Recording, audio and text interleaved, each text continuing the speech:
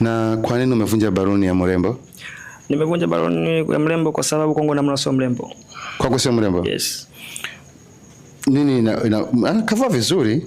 Kwa nini unafikiri si mrembo? Special wewe unaweza kuona amevaa vizuri lakini mimi najavaa vizuri kwangu. Okay. Dada, huyu ni mtu ambaye unaweza kupenda? Hapana, sijamuelewa kabisa, sio vitu vyangu. Vitu vyako vinakuwa ni viaje? Mimi napenda mwanaume mrefu, afu mimi naona kama tumelingana hivyo. Kaka, geuka kwanza toni. Eti wasio mrefu.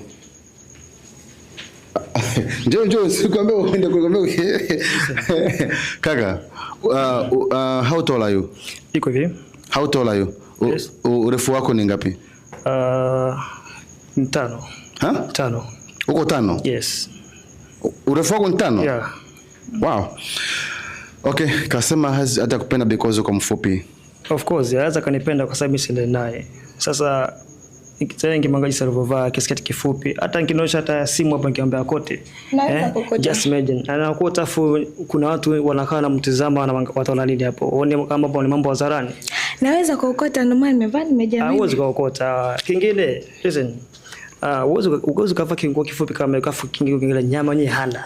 Mguu mwembamba kama kuku. Why?